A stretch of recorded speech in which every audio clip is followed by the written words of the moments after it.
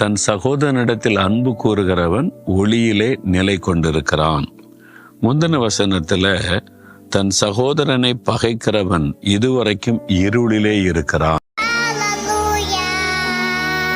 நீங்கள் திருப்தியாக சாப்பிட்டு அதில் சுகமாய் குடியிருப்பீர்கள். தேவரீர் பூமியை விசாரித்து அதற்கு நீர் பாய்ச்சுகிறீர். தண்ணீர் நிறைந்த தேவ நதியினால் அதை மிகவும் செழிப்பாக்குகிறீர்.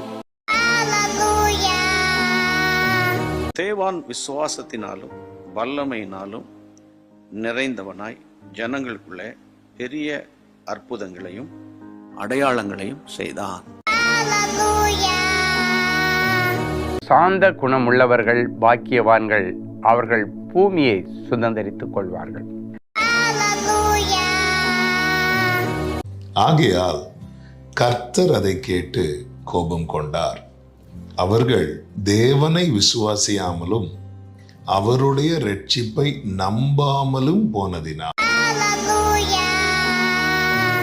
40 வருஷம் சென்ற பின்பு சீனாய் மலையின் வனாந்திரத்திலே கர்த்தருடைய தூதனானவர் முச்செடி எரிகிற அக்கினி ஜுவாலையிலே அவனுக்கு தரிசனமானார். செருபாவேலின் கைகள் இந்த ஆலயத்திற்கு அஸ்திவாரம் போட்டது. அவன் கைகளே இதை முடித்து தீர்க்கும்.